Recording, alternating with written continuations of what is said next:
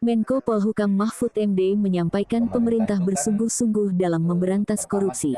Salah satunya dengan mendorong Undang-Undang Perampasan Aset segera disahkan oleh DPR. Hal itu disampaikan Mahfud usai menerima kunjungan koordinator Masyarakat Anti Korupsi Maki Boyamin Saiman di kantornya, Jalan Medan Merdeka Barat, Jakarta, Jumat tanggal 16 September tahun 2022.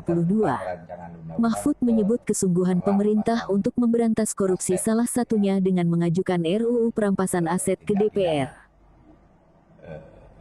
Gerak Nusantara melaporkan. Sudah sampai ke DPR dan sekarang Pak Presiden dan pemerintah akan terus mendorong itu secepatnya agar itu terus diagendakan karena itu perlu bagi bangsa, tidak merugikan siapapun tapi merugikan orang yang melakukan korupsi dan menguntungkan negara, gitu aja. Nah, kita akan terus dorong dan Presiden juga selalu menanyakan ini sampai di mana prosesnya. Saya sampaikan sudah di DPR dan sudah di Prolegnas gitu, yang khusus untuk undang-undang perampasan aset. Dulu kita sih ngajukannya dua, undang-undang pembatasan belanja uang kartal tunai itu dan undang-undang perampasan aset.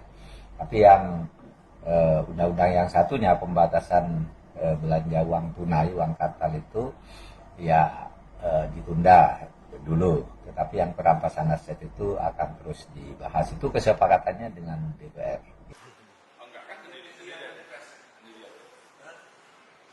Pada Jumat berkah ini saya bersilaturahmi dengan Pak Menko Polhukam, Pak Mahfud MD dalam rangka menyuarakan tangisan rakyat gara-gara bebas bersyaratnya napi koruptor rame-rame minggu-minggu kemarin.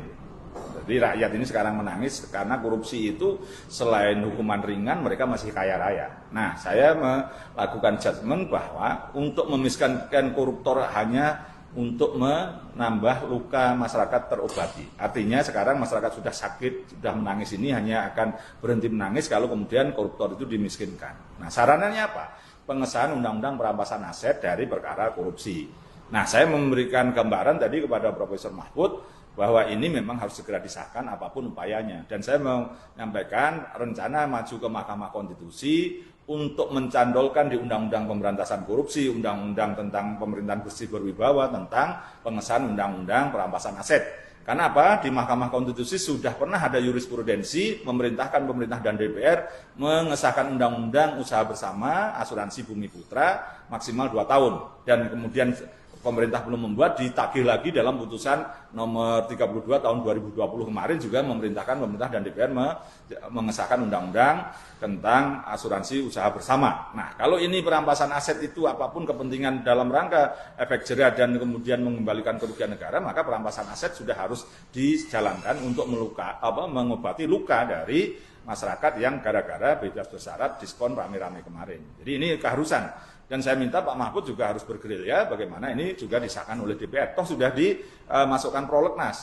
Nah, kalau kemarin ada penolakan itu ya harus segera bahwa DPR ini mauannya apa terhadap pemberantasan korupsi, itu mendukung atau bahkan malah pro koruptor. Nah, satu-satunya jalan ya memang kalau memang ini masih negara ini memang masih pengen utuh, satu-satunya jalan harus disahkan undang-undang pemberantasan kaitannya dengan korupsi adalah perampasan aset.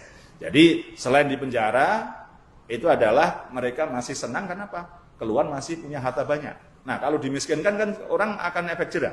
Nah, satu-satunya cara ya undang-undang perampasan aset harus segera disahkan, enggak usah pakai lama. Nah, supaya enggak usah pakai lama, saya maju ke Mahkamah Konstitusi, mudah-mudahan cepat sidangnya, dan saya memohon Pak Mahfud juga sebagai mantan Ketua MK kalau perlu juga hadir sendiri pada waktu sidang di MK menjelaskan bahwa pemerintah berkehendak untuk adanya undang-undang perampasan aset. Nah, tinggal DPR nanti mau apa? Nah, kalau ada persidangan yang terbuka umum itu, kalau DPR masih menolak, biar dihakimi rakyat, besok lagi pemilu tidak dipilih.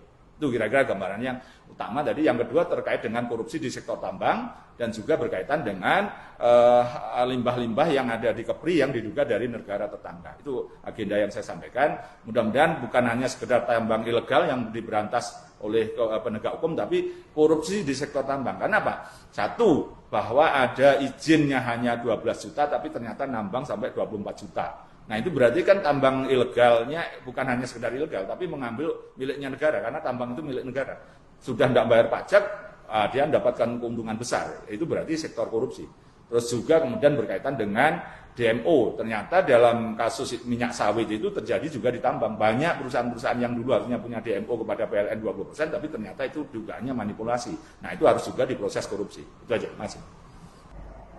Permintaan uji materi yang disampaikan oleh MAKI ke Mahkamah Konstitusi itu sejalan sebenarnya dengan pemerintah. Kita tidak akan menghalangi, malah akan mendukung. Silahkan kalau duluan Mahkamah Konstitusi gitu yang memutus itu ya malah kebetulan bisa berbarengan kan. Kalau Mahkamah Konstitusi lama ya kita jarang di